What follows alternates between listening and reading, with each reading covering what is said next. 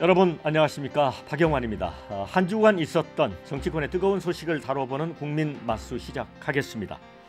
김건희 여사 특검법, 해병대원 특검법을 추석 전에 본회의에서 처리하겠다는 게 민주당의 계획이었습니다. 그런데 민주당 출신 우원식 의장이 제동을 걸면서 민주당 내에서는 좀 논란이 있는 것 같고요. 우원식 의장의 주장은 의료 갈등 해결이 중요한 거 아니냐, 그래서 이제 의정협의체가 구성될까 이렇게 기대가 많았는데 그것도 좀 난항에 빠져 있는 것 같고요. 그래서 추석 연휴에 아프면 안 된다, 이런 말이 이제 사실로 다가오는 것 같습니다. 자, 오늘 국민 맛수에서는 정치권을 향한 추석 민심 어떨지 등도 함께 분석을 해 보겠습니다. 자, 윤희석 국민의힘 선임 대변인 나오셨고요. 반갑습니다. 네, 안녕하세요. 자, 민주당 김한규 의원도 나오셨습니다. 네, 안녕하세요. 네. 자, 그러면은 바로 첫 번째 주제로 가보겠습니다.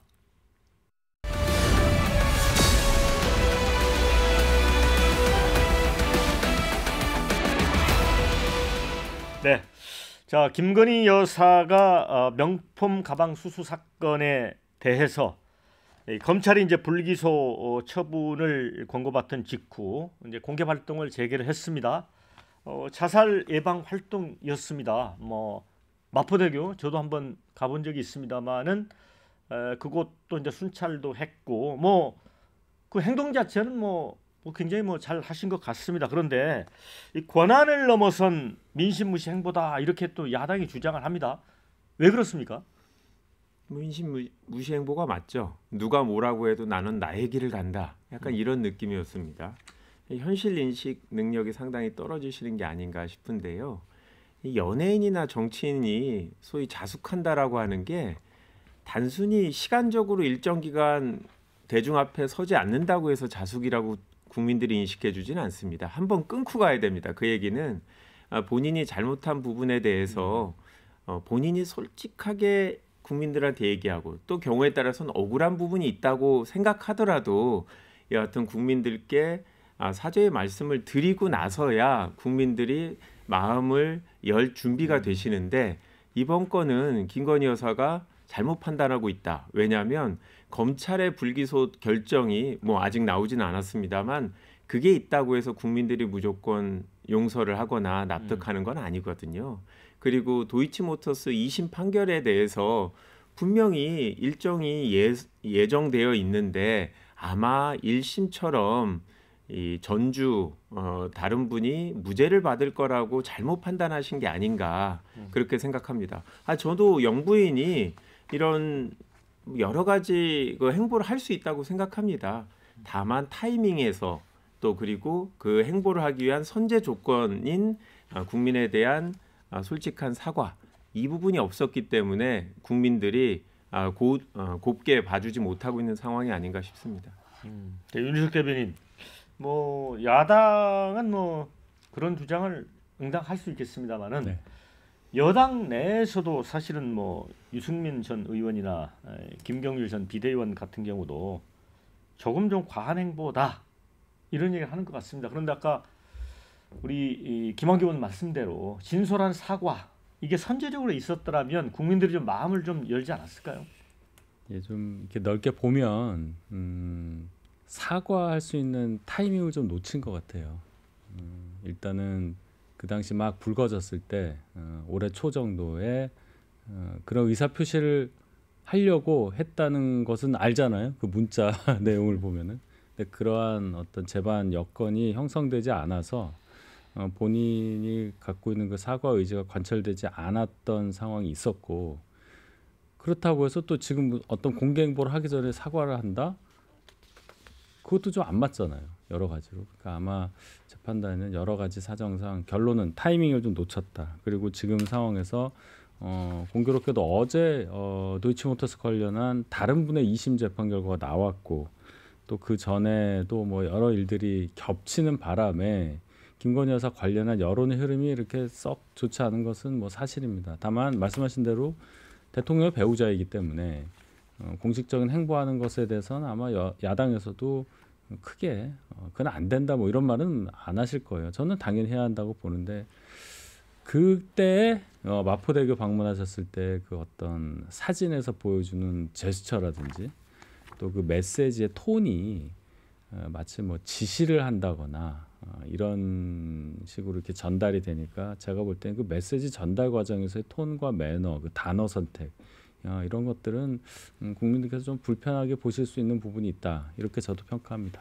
그러니까 저는 말씀하신 부분에 전부 다 공감을 하고 그래서 대통령실이 제2부속실 만든다고 했는데 지금 공간이 없어서 아직 못 만들고 있지 않습니까? 좀 공간이 없다고 해서 못 만들 일인가 싶은데 이런 정무적인 판단을 여당에서 하고 있다면 사소한 부분, 사진이라든지 아니면 메시지 이런 것도 충분히 사전에 좀 조율을 하고 낼 수 있을 텐데 그런 절차 없이 그냥 독자적인 판단을 하는 게 지금 김건희 여사 쪽 행보의 문제라고 생각하고요.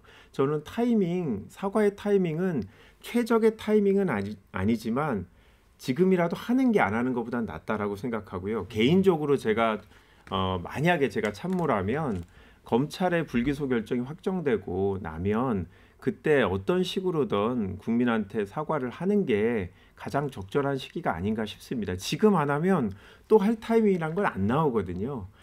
지금 김건희 여사가 하는 행보가 다른 나라의 뭐 대통령이나 뭐 총리의 부인이 오실 때 같이 활동을 하는 부분인데 이거 해야 되는 거거든요. 네. 이 부분은 해야 되고 이것마저 안 하면 외교적 결례가 될 수 있어서 빨리 좀 정리를 하고 가라고 좀 권유를 해드리고 싶고 우리 윤희석 수석 대변인님의 이런 조언을 좀 들어주셨으면 좋겠다라는 생각입니다. 네, 저는 그러니까 답답한 게 그 단세포 동물 중에 이 아메바라는 게 있습니다. 우리가 예전에 그 학교 다닐 때 배웠던 그 동물도 먹이 활동을 되게 영리하게 한다 그래요. 그러니까 세균이 먹인데 한꺼번에 다 잡아먹지를 않고 일부를 남겨서 증식이 된 다음에 다시 또 먹는다는 거죠. 예. 그러니까 굉장히 이것도 정무적인 판단을 어찌 보면 하는 거예요. 아메바도.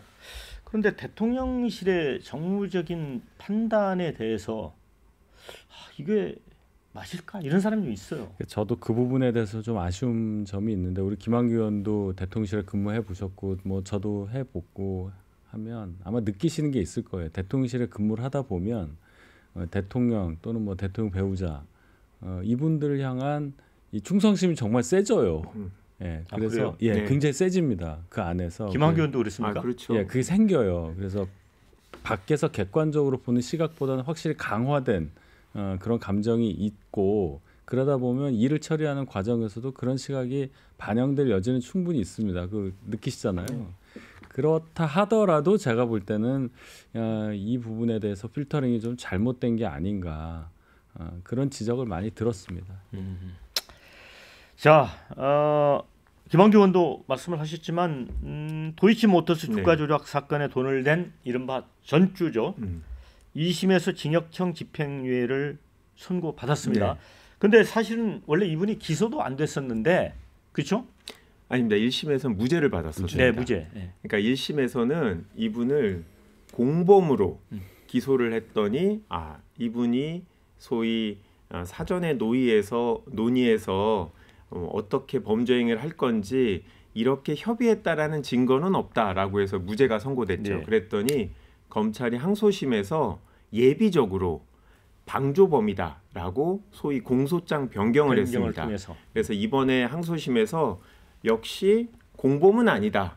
하지만 방조범은 된다라고 판단을 했고 이분이 한 행위가 본인의 자금을 이용해서 같이 주식 투자를 했고 그 주가 조작으로 이분이 이득을 얻었거든요. 그러니까 저희가 봤을 때 김건희 여사와 비슷한 행동을 했다. 저희가 볼 때는 오히려 김건희 여사보다는 죄질이 덜 나쁩니다.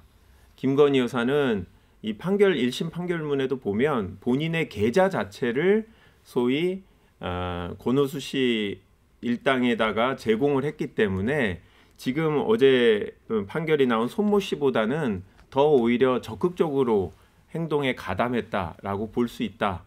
저는 그렇게 생각하고요. 저희는 그렇기 때문에 요 논리라면 검찰이 김건희 여사에 대해서 추가 수사를 해서 기소를 안 하기 어렵지 않을까라고 생각합니다. 그리고 검찰이 이 항소심 판결을 보고 추후 수사 여부를 결정하겠다라는 입장을 얘기했기 때문에 저는 그 입장이라면 여기서 안 하기가 어려운 이런 상황이 되지 않았나 그렇게 봅니다. 윤 대변인, 근데 이렇게 되면 사실은 지금 윤 대통령 입장에서 그렇고 여권 전체 입장에서는 김건희 여사와의 고리가 이제 좀 끊어져야 되는데 사실은 좀 악재죠. 악재죠. 예, 저희가 이 문제가 대선 과정에서부터 처음 나온 얘기인데 물론 이제 검찰총장 그 청문회 과정에서부터 저희가 처음에 또 얘기했었고 굉장히 오래된 얘기고 또 따지고 보면은 결혼도 하기 전에 10년도 훨씬 넘은 일이 아직까지도 해결이 안 된 상황이라고 봐야 되겠죠. 이제 저희의 논리는 이 도이치모터스 주가 조작 사건에서 소위 전주라고 하는 분들이 한 150명 정도 되는데 그중에 딱 2명이 기소가 됐고 그 2명도 1심에서 무죄를 받아서 김건희 여사 경우에도 별 문제가 없다는 논리를 지금까지 쭉 설파를 했습니다. 저도 마찬가지고. 근데 2심에서 공소장 변경이 돼서 사실 1심에서 재판장이 얘기를 했단 말이에요. 이게 방조는 모르겠으나 공범은 아니다 했더니 공소장 예비적 공소사실로 해서 나온 그것이 이제 유죄가 나왔잖아요.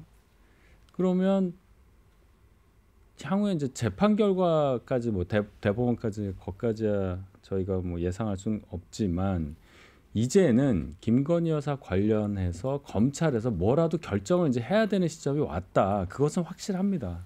지금까지 아무 판단을 안 하고 기소를 하겠다는 건지 안 하겠다는 건지 수사가 완료된 건지 아닌 건지도 모르는 상태로 몇 년이 지났기 때문에 오히려 더 오해가 쌓였다는 것이 저희의 입장이에요. 그러니까 검찰에서 얘기한 대로 2심이 나왔으니까 이제는 뭐 수사를 진행하든 아니면 여기서 사건을 종결하든 뭐 진행해서 뭘 하든 뭔가 절차를 밟아야 한다. 아마 그 시점은 빨리 당겨질 거라고 봅니다. 제가 이 부분도 또 다시 권유를 하자면 조언을 드리자면 말씀하신 대로 대통령이 된 이후의 일도 아니잖아요. 그다음 검찰총장이로 근무할 때 이후의 일도 아니고 그럼 예전의 일인데 지금 대통령하고 무관하다면 그냥 대통령실이나 여권에서 이거를 방어할 이유 자체가 없다고 생각해요. 사인의 행위였으니까.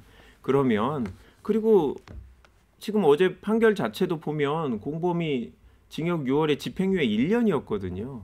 그 얘기는 구속되지 않고 유죄가 선고되더라도 끝나는 일인데 제가 봤을 때는 일단 빨리 신속하게 검찰 수사를 해서 재판 과정에서 뭐 억울한 일이 있으면 얘기하게 하고 하는 게 뭐 훨씬 정무적으로 낫지 않나. 만약에 김건희 여사가 구속된다라고 하면 대통령께서 어떻게든 막고 싶을 텐데 지금 봐서는 이것도 법원이 문제인데 아니 주가 조작을 했는데 구속도 안 시키고 끝나는 게 문제라고 생각하지만 여하튼 이런 상황인데 왜 이렇게 디펜스하면서 욕을 먹는지 모르겠다. 정무적으로 처리하고 가시라. 그리고 이것도 수사가 되고 김건희 여사가 혹시 기소되면 그때 또 사과를 하면 또 국민들이 그래 사과했는데 하고 넘어갈 정도의 마음의 여유가 있는 게 우리 국민들입니다. 그런데 그런 걸 안 해서 문제라는 거를 좀 대통령실에서 알고 계시면 좋겠습니다.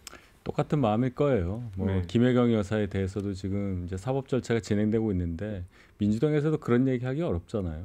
지금 이 상황은 뭐냐면 저희가 얘기하는 것은 정확한 포인트예요. 대통령 선거에 나온 분에 대해서 그 배우자가 당사자도 아니고 결혼 전에 있었던 일을 가지고 끄집어내서 사건화시켜서 다시 이 부분에 대한 사법적 판단을 묻자는 정치적 동기에서 이게 시작됐다는 것을 간과해서는 안 된다는 겁니다. 그냥 일반 사인 입장에서 쭉 가고자 하는 그런 사법 절차 프로세스가 아니란 말이에요. 그러니까 이것은 결국은 대단히 정치적 의미를 가질 수밖에 없다.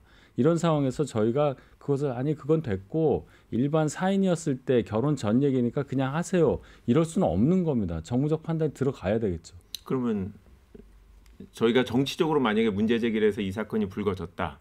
그렇다고 해서 수사를 안 할 수는 없는 그 얘기는 거잖아요. 아닙니다. 그쵸? 그래서 제가 말씀드린 예. 거는 검찰에서 이거를 빨리 결정을 내려달라는 얘기를 하는 거고 저희의 대응은 그 다음에 이제 이어져야 하는 거지. 지금 2단계에서 뭐 어떻게 이건 안 되죠. 어차피 검찰이 일단은 지금 저 주도권을 갖고 있는 상황이잖아요. 네, 맞습니다. 자, 짧게 이 대통령실 관과 이 관저의 용산 이전 과정에서 여러 가지 이제 의혹이 있었는데 감사원이 결과를 내놨습니다. 그런데 경호처 간부 또 브로커 사이의 유착 의혹도 드러났고 또 뭐 계약서도 없다 이런 얘기도 있는데 이것도 문제 아닙니까? 예, 그 부분은 저도 뭐 오늘 뉴스로 봤는데 이게 참 계약 과정이 뭐 수의 계약처럼 이루어지고 뭐 공사비를 부풀리고 이거는 뭐 맨날 보던 얘기인데 이게 대통령 경호처에서 이런 일이 벌어졌다는 것에 대해서 대단히 송구스럽게 생각을 하고 이건 뭐 변명의 여지가 없는 거죠.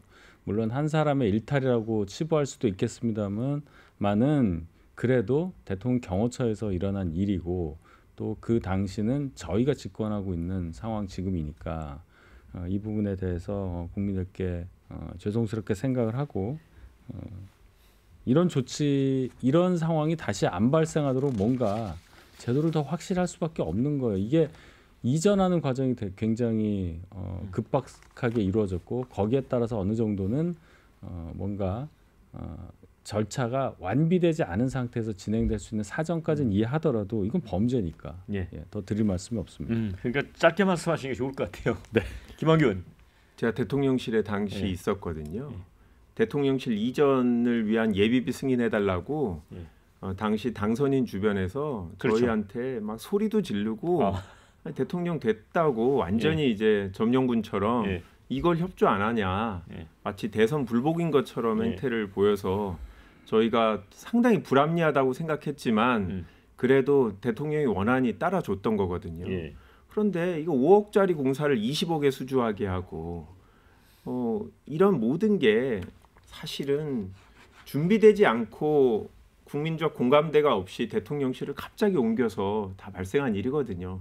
충분히 시간을 갖고 1, 2년 후에 했으면 이런 식으로 절차적으로 문제가 있다는 걸 여권 내부에서도 걸러낼 수 있었다고 생각해요. 이 모든 일이 대통령이 빨리 뭔가 업무 시작을 하기 위해서 신속하게 처리해야 된다라는 거를 더 중요하게 생각했기 때문에 하나하나의 계약들을 점검 못하고 했던 건데 이 부분은 나중에도 국민들이 그때 왜 용산으로 옮겼지?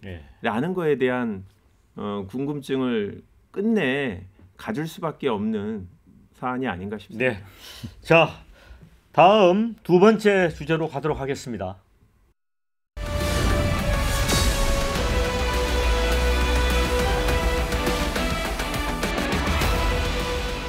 네, 제가 이제 오프닝에서 추석 연휴 때 아프면 안 된다 이런 말씀 드렸는데 이게 누구나 하는 생각인 것 같아요. 그런데 의정협의체와 관련해서 뭐 정부 여당 또 야당 의료계 또 대통령실 국민들 모두 걱정하고 있는데 뭔가 좀 꿀렁꿀렁하고 잘 안 굴러가고 있습니다.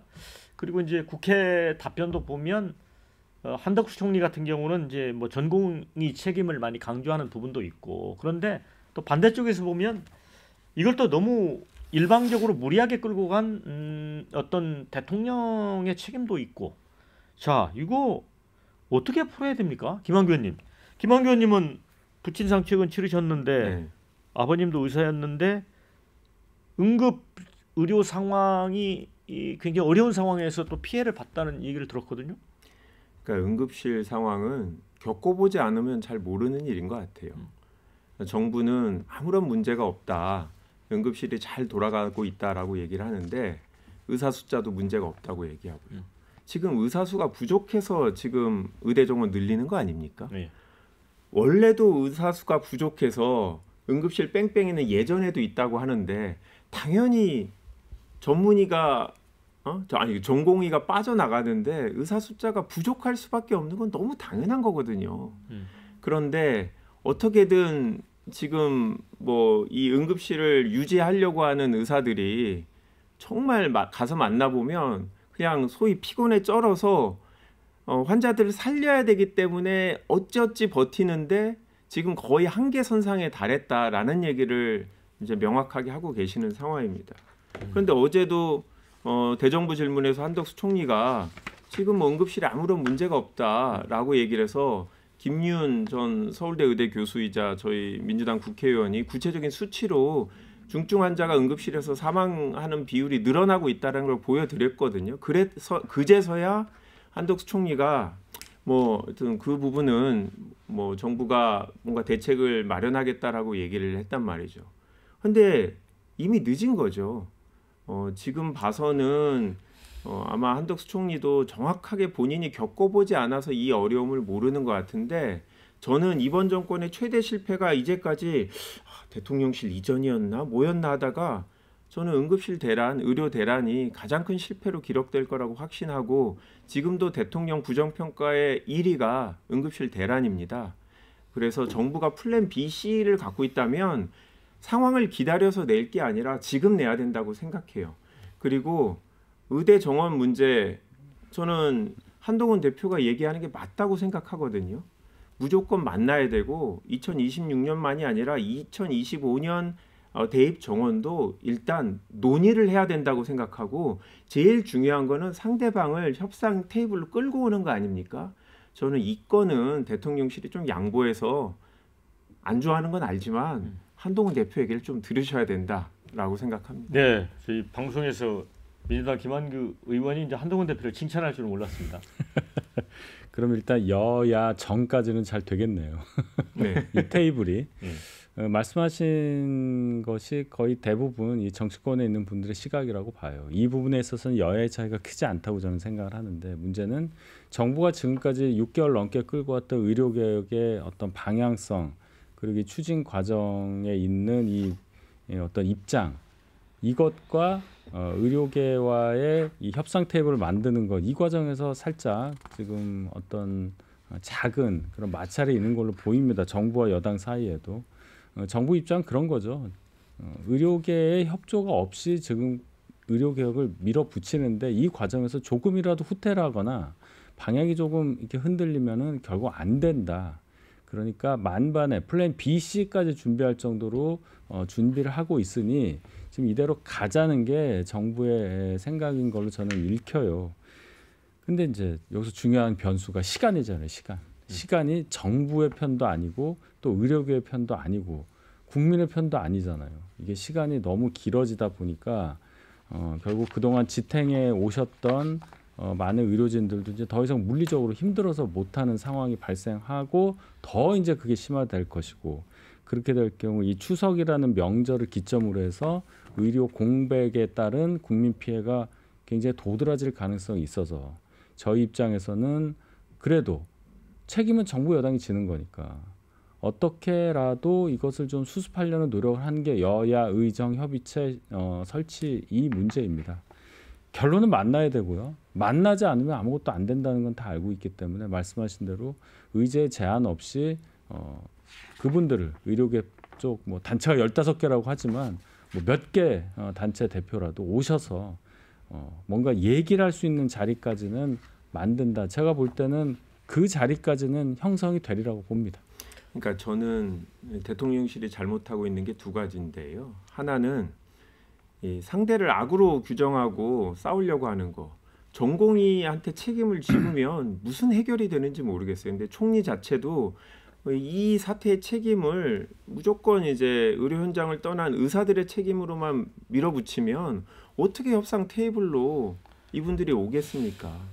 그다음 두 번째, 문제의 해결 방식이 잘못됐다고 생각하는데 아니 이 추석 연휴에 응급실에 수가를 올려주겠다고 하는데 그러면 의사들이 현장에 더 오나요? 수가 올리면 병원의 수익이 되지 그 의사들의 수익으로 되는 것도 아니에요. 그리고 의사들이 지금 돈 얼마 더 받으면 지금 이 문제를 해결하겠다 이런 분들도 아니잖아요. 그러니까 상황 인식을 정말 잘못하고 있다라고 생각하고 그리고 의사들한테 명분을 줘야죠. 몇 개 단체 중요한 게 아니라 본인들이 잘못하지 않다고 생각하니까 정부는 전혀 상대방한테 협상에 응할 명분을 안 주는 거예요. 장관이든 차관이든 누군가 사과를 하건 아니면 사표를 내건 여하튼 당장은 정무적으로 이걸 해결하기 위한 노력을 해야 되는데 아니 역대 정권에서 장관이나 이런 분들이 사표를 낼 때 꼭 잘못을 해야 사표를 내나요? 사안을 해결하기 위해서 문제를 해결하기 위해서 필요하면 아프지만 자기 편한테 책임을 묻고 아니면 일단은 그거를 넘길 수 있는 방안이 필요한데 이번 정부는 하나도 양보하지 않고 협상에 지금 응하라고 압박만 하니까 저는 기본적으로 협상할 의사가 없다라고 국민이 바라보고 있는 게 아닌가 싶습니다. 군의관은 왔다가 다시 떠나고 보니까 대통령실 비서관들이 응급실 현장에 갔는데 뭐가 달라지는지 모르겠습니다. 자, 그런데 이제 한동훈 대표 같은 경우도 25학년도 의대 증원 조정 문제도 이제 테이블에 올리자는 건데 이게 이제 수시 원서까지 접수가 되고 있잖아요. 그런데 이게 나중에 사실 또 엄청난 입시 관련 사안이라 이제 소송으로 갈 수도 있고 아마 논란이 클 것 같기도 해요. 그런 점 하나 하고 또 대통령실 사회수석 비서관이 의정 갈등 장기화에 대비해서 플랜 B, C까지 준비하고 있다. 근데 이거를 국민들이 믿기지가 않아요, 사실은. 어떻게 보세요? 자, 25년도 의대 정원 관련한 얘기는 한동훈 대표도 의제에 올려놓자는 얘기가 이 정원에 변화를 주자는 얘기는 아니다 이렇게 얘기를 했어요.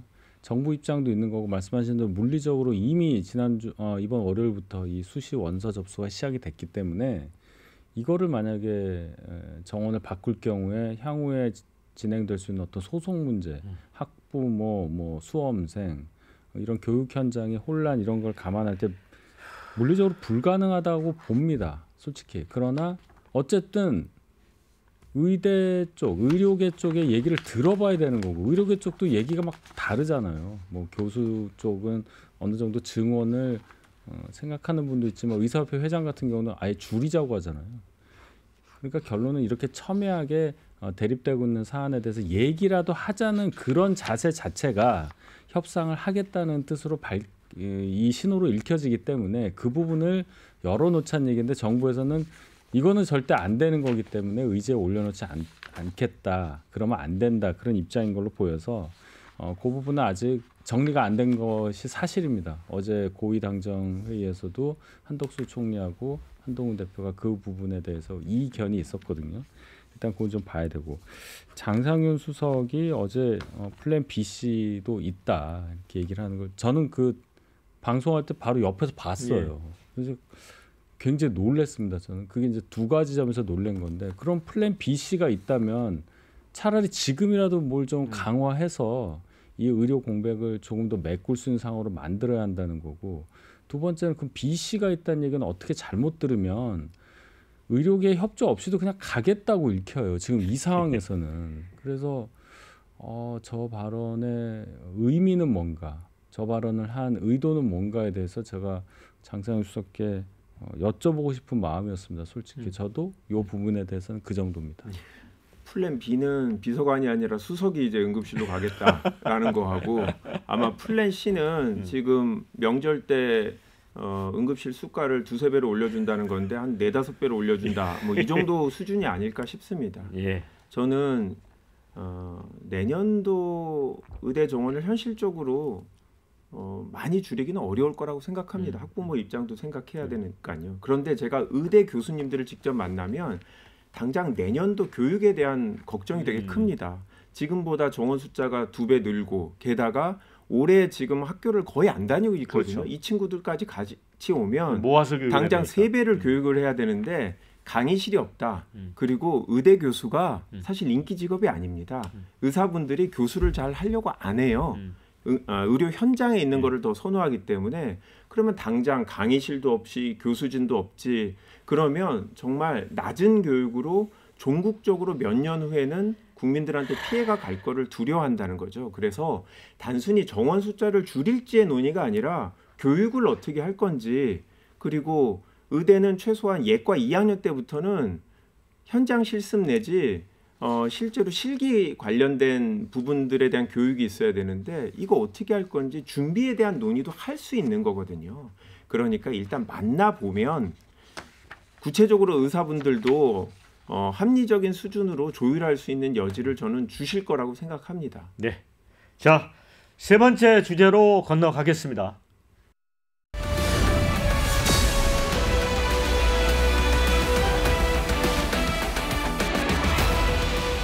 자, 이제 금융투자세 얘기 좀 나눠 볼 텐데요. 지금 이제 한동훈 국민의힘 대표는 폐지하자 이런 입장이고요. 이재명 대표도 사실상은 이제 뭐 유예 정도의 어떤 생각을 가졌던 것 같습니다. 그런데 지금 민주당 내부에서 지금 갑론을박이 있지 않습니까, 김한규 의원님? 네. 그래서 이제 토론회까지 한다고 하는데 이거 토론회 맡길 일이 아니라 이재명 대표가 약간 이니셔티브를 주고 좀 이렇게 결정을 해줘야 되는 문제 아닙니까? 아니요, 그렇게 생각하지는 그래요? 않고요. 이제 세금이라는 거는 특정 뭐 이제 국민들한테 얼마의 세금을 얻느냐 이런 이슈가 아니라 국가 운영을 함에 있어서 누가 국가 운영에 필요한 비용을 부담하는지 어떻게 보면 큰 뭐 정치 철학이나 가치 뭐 이념하고도 연관이 되기 때문에 단순히 뭐 지도부가 알아서 협상할 이런 문제는 아니고 전반적인 논의가 필요한 상황은 맞는 것 같습니다. 개인적으로는 당내에서 내부적으로는 논의를 많이 이미 하고 있거든요. 네. 토론회는 뭐 공개적으로 한다라는 얘기가 있지만 내부적으로 뭐 세금에 대해서 전문성이 없는 분들이 상당수기 때문에 그런 전문성이나 관심이 많은 분들이 의견 개진을 하고 당내에서 뭐 공식적이든 비공식이든 여러 자리에서 논의가 되고 있는 건 맞습니다. 다만 개인적으로는 당이 좀 이걸 관리를 잘못하고 있다고 생각합니다. 세금을 부과하겠다는데 좋아하는 국민들이 어디 있겠습니까? 근데 이거를 너무 끌고 가고 있는 것 같고 이건 조속히 당내에서 논의를 해서 입장을 정했어야 되는데 이게 뭐 제1당인 저희 당 내부에서 설왕설래하는 모습이 국민들한테 보여지니 국민들이 답답해서 상당히 많은 분들이 의견 개진을 저희한테 하고 있거든요. 그래서 조속히 좀 처리해야 된다라는 생각이 들고 저 개인적으로는 이거는 세금은 원래 여당이 책임지고 해야 될 일이라고 생각하거든요. 네. 정부 여당이 5년 동안 어떻게 국가를 운영하고 누구한테 비용을 조당해서 어떻게 쓰겠다라는 거기 때문에 비록 조세법률주에 따라서 국회에서 결정하게 되더라도 세금 관련해서는 정부가 책임지고 결정을 하고 그에 따르는 게 야당은 일단 비판적으로 의견 개진을 하되 조세 관련해서는 정부 여당에 일단 맡기는 게 맞다. 저희가 꼭 필요하면 저희가 2027년에 꼭 다시 대선 승리해서 저희가 그때 판단하는 게 맞지 않나 저는 뭐 그런 생각하고 있습니다.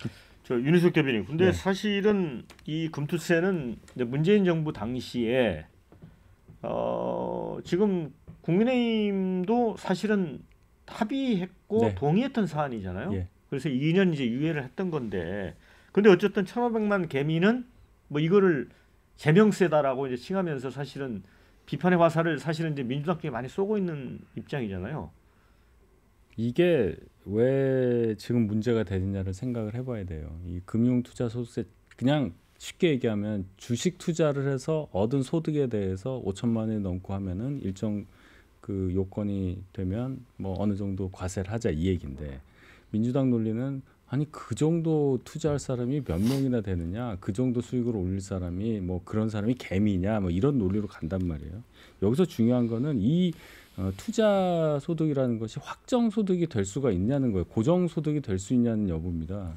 한국 증시에서 물론 소득을 얻을 수 있는 분들도 있겠지만은 한국 증시는 세계 이 모든 나라의 증시보다 상당히 저평가되고 굉장히 침체되어 있는 상황이 몇십 년째 계속되고 있어요. 그러니까 증시 체력 자체가 약한 거죠. 그런데 다른 나라도 내니까 여기도 내야 한다. 소득 있는 곳에 세금 있다.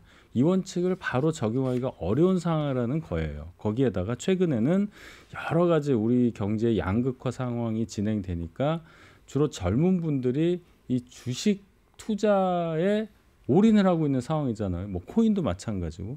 그러니까 상황이 바뀐 거예요. 몇 년 전하고 또. 그러면 이분들이 굉장히 예민할 수밖에 없어요. 내가 돈을 많이 벌었는데 세금을 낸다고 이것도 있지만 이 세금의 존재로 인해서 시장이 안 뜬다. 내 주식이 올라갈 것도 덜 오른다. 이 생각이 있는 거잖아요. 그렇다면 그러한 민심의 변화에 반응을 해서 뭔가 조치를 취해야 하는 것이 정치권의 의무라고 볼 때 지금 이 금투세 논의가 그냥 세금을 걷자 안 걷자 이 문제가 아니라 전체 경제를 바라보는 또 국민의 민심을 파악하는 그런 차원에서의 시책이다, 방안이다. 저는 그렇게 봐요.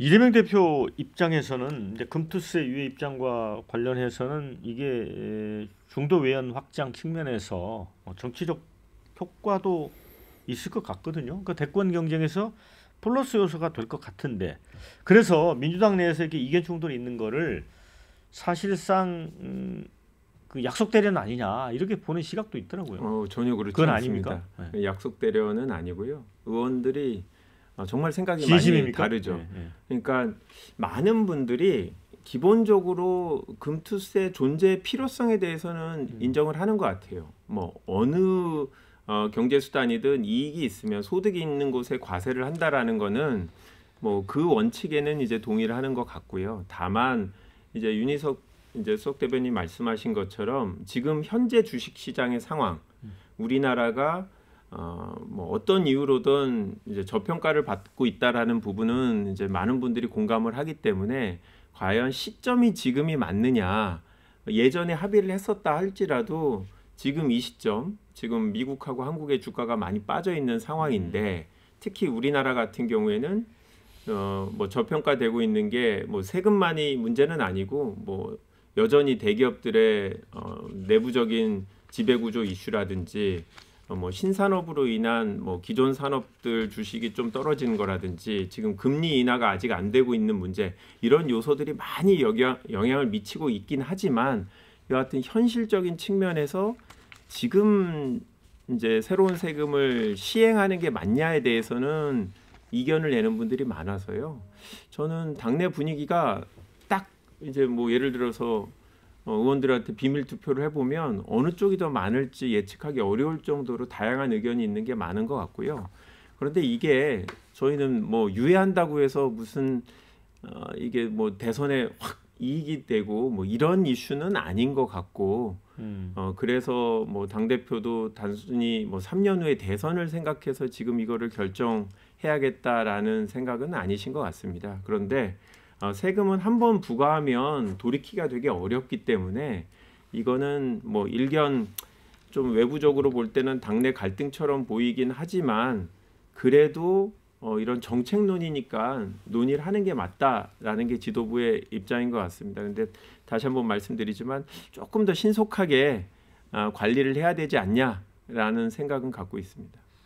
그런데 이제 이 금수세 문제를 저도 이제 토론을 이렇게 붙여보면 그런 의혹을 또 제기하는 사람도 있어요. 이게 이제 당시 민주당 이해찬 대표가 이제 금융투자협회에 찾아가면서 이게 이제 시작이 된 건데, 일부 이제 사모펀드, 이게 이제 그 사모펀드 이렇게 하는 사람들에게 좀 유리한 구조로 가는 거 아니냐. 그래서 이거 특감 가자 이렇게 주장하는 사람도 있어요. 이거 그냥 의혹 제기입니까? 근거가 있는 얘기입니까? 글쎄요, 그거는 생각하기에 따라 다른 거죠. 이게 예. 사모펀드 관련해서 이거 이제 과세 범위가 어디까지 되느냐, 과세 주체가 어떻게 되느냐, 막 여러 가지 복잡한 얘기가 나오는데 이거를 어떤 음모론적 시각이나 의혹 제기 수준으로 볼 얘기가 아니고 경제 전체, 경제 주체들의 경제 행위 결정 과정에서 세금이 주는 영향, 이 부분에 대해서 민주당과 저희 당이 어떻게 생각하냐를 보여주는 딱 좋은 지점이라고 저는 봐요. 이걸 좀 확장하면 종부세를 어떻게 볼 거냐, 상속세 개편을 어떻게 볼 거냐, 뭐 여기까지 확장이 된단 말이에요. 민주당은 아직도 부자 감세라는 틀에서 한치도 벗어나지 않는 당론을 유지하고 있다고 저는 판단을 합니다.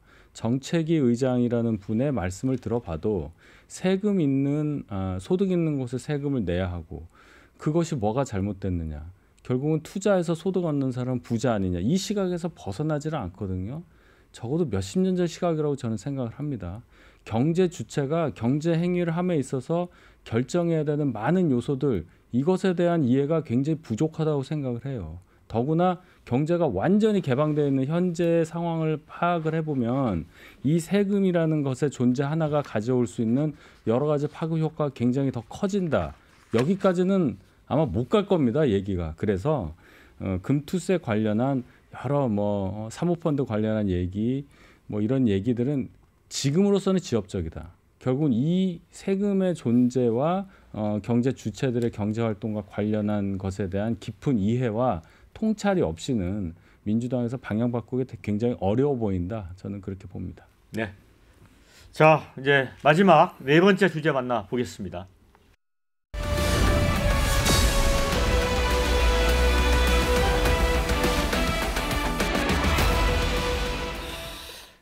더불어민주당이 이제 법사위원회에서 김건희, 최상병 특검법, 지역 화폐 지원법 등 그 쟁점 법안을 이제 처리를 했습니다. 그런데 우원식 국회의장이 일단 좀 제동을 걸었지 않습니까? 이걸 놓고 이제 민주당 홈페이지 블루웨이브인가요? 거기에 일부 강성 지지층 사이에 의장에 대한 막 불만 비판이 거세다고 합니다. 어느 정도인가요? 뭐 상당히 불만이 있는 건 사실입니다. 네. 그러니까 민주당 의원들도 기본적으로 아니 뭐 법사위를 통과했으면 네. 본회의에서 처리하는 게 원칙이 아니냐라는 이제 생각을 갖고 있고, 또 그런 면에서 여러분들이 좀 서운해하고 있죠. 친정인데 우원식 의장이 기왕이면 뭐 우리가 원하는 법안들 우리가 원하는 시기에 좀 통과시켜주지, 마치 이게 상대방 편을 들어주는 것 같아서 네. 더 서운해하는 건 이제 사실입니다. 근데 이제 원내 지도부 입장에서 볼 때 그래도 추석 연휴가 끝나고 19일에 본회의를 연다는 네. 건 차선책 정도는 되지 않나라는 생각을 갖고 있고, 저희도 의정 갈등, 그러니까 의료 대란이 더 중요하고 이 부분에 대해서 저희가 국회에서 뭐 논의를 하고, 현실적으로 대통령실이 수동적이어서 아니면 부정적이어서 가능성은 적지만 조금이라도 시간이 있으면 필리버스터를 하느라고 3일을 보내는 것보다는 여당에게 의료 갈등 해결을 위해서 최선을 다하라고 압박할 수 있는 뭐 그런 여건은 될 수 있지 않나라는 생각이 들고요. 그리고 어차피 그런데 김건희 여사 관련해서 도이치모터스 그 항소심 판결이 나와서 이 법안 처리하고 관계없이 추석은 김건희 여사님에 대한 이야기로 꼽힐 것 같습니다. 그러니까 기대하지 않았던 밥상이 차려졌다는 그런 말씀 네. 같아요. 그런데 재밌는 게 이제 정청래 법사위원장이 지난번에 이제 민주당 내에서 의장 선거를 할 때 추미애 예. 의원을 지지했었잖아요. 그런데 추미애 의장이었다면 처리하지 않았을까요? 뭐 그렇게 저도 봅니다. 근데 그렇게 될 경우에 민주당이 과연 도움이 될까를 생각해 봐야 돼요. 저는 우원식 의장이 민주당을 위해서 이랬다고 봐요. 민주당한테 결국 도움이 되는 결정을 했다고 봅니다. 왜냐하면 그래도 추석 때 여론이 섞이고 민심이 서로 나눠지고 하는 과정에서 또 하나의 여론의 흐름이 형성이 되는 것인데, 그 직전에 이 또 법안을 통과시켜서 또 예상되는 그 쳇바퀴 도는 거부권 행사, 재의결, 이걸 봐야 하는 국민의 마음을 또 자극하는 거 아니겠어요? 저희 입장에서 물론 이 법안의 통과에 대해서 반대를 하지만 국민 입장에서도 명절 앞두고 이런 것을 또 반복하는 민주당에 대해서 곱게 시선을 가질 리가 없잖아요. 그런 차원에서 보면 우원식 의장이 정말 친정을 사랑한다, 저는 그렇게 평가를 하고 싶고, 김건희 여사 문제 말씀하셨는데 일단 이거는 김건희 여사에 대한 2심 판결이 아니어서 국민들께 그렇게 강하게 각인될 여지는 없어 보입니다. 그러나 저희 입장에서는 부담이 되는 상황인 것은 맞아요. 검찰의 신속한 결정을 원할 뿐이다. 이렇게 말씀드리겠습니다. 이제 한동훈 대표님이 당내 의원들을 설득해서 최상병 특검에 대해서 좀 한동훈 안을 법안으로 냈으면 굳이 저희가 이거 빨리 처리하려고 할 필요가 없는데, 지금이라도 한동훈 대표가 추석 때 민심을 좀 듣고 국민의힘 의원들과 논의를 해서 추석 이후에는 저희 이 법안 처리하기 전에 좀 여당의 진전된 입장이 좀 나왔으면 하는 생각입니다. 네. 이제 민주당 강성 당원들은 우원식 국회의장도로 이제 사꾸라 아니냐라고 했다는데, 그 민주당 노정면 의원도 페이스북에 그렇게 평가를 했더라고요. 그러니까 정치 효능감을 높여준 거다. 결국 민주당을 도와준 거다. 아까 윤희석 대변인 말씀을 하셨지만 그렇다면은 이제 우원식 국회의장은 어떻게 되는 겁니까? 민주당 내부의 평가와 달리 이제 국민적 평가는 더 받는 입장인데. 일단 이 결정에 대해서는 국민들께서 우원식 의장을 비난할 여지는 없다고 봐요. 일부 강성 지지층이 민주당 내 강성 지지층이 우원식 의장에 대해서 하는 것은 그 자리에 누가 가더라도 뭐 추미애 의원 정도는 모르겠습니다만은 비난받을 수밖에 없는 민주당 구조라는 걸 또 국민들도 다 이해하시니까 어쨌든 추석 직전에 그것을 막아줬다는 면에서는 의장으로서 역할을 그래도 제대로 하셨다. 저는 그렇게 다시 한번 평가합니다. 근데 정청래 법사위원장이 그런 얘기를 했잖아요. 기자회견까지 열어서 매우 당황스럽고 이 표현 경악스럽기까지 하다. 경악 이런 표현을 썼거든요. 그래서 뭐 이런 일 반복되면 이제 법사위도 의장한테 협조하기 어렵다. 이거 개인적인 사적 감정입니까? 아니면 서로 각자의 역할과 그 기능이 있는 건데? 정청래 의원님이 의총에서 그런 말씀을 하더라고요. 그러니까 대중 정치인들은 지지자들이 원하는 바를 제대로 구현해 내야지 그렇지 않으면 대중 정치인으로서 역할을 못하는 거다라고 얘기를 명확하게 하시더라고요. 뭐 일리가 있는 말이죠. 그러니까 국민들이나 지지자들이 원하는 바를 이제 반영해야 되고 정청래 의원님은 뭐 그런 걸로 우리 당원들한테 사랑을 받는 분이니까 그분의 입장은 충분히 이해하고요. 네, 다만 이번 건은 이제 안 하겠다라는 게 아니고 19일 날 이게 본회의를 열어서 또 올리겠다는 건데 아마 그때는 국민의힘이 우원식 의장을 또 엄청나게 비난할 겁니다. 왜냐하면 국민의힘 입장에서는 이제 9월 말에 본회의를 열기로 합의했지 19일 날은 합의한 바가 없다라고 하면서 19일 날 아마 보이콧하거나 아니면 하더라도 와서 우원식 의장을 엄청나게 비판할 거로 보는데요. 뭐 국회의장이 참 어려운 직이다라는 생각이 듭니다. 네.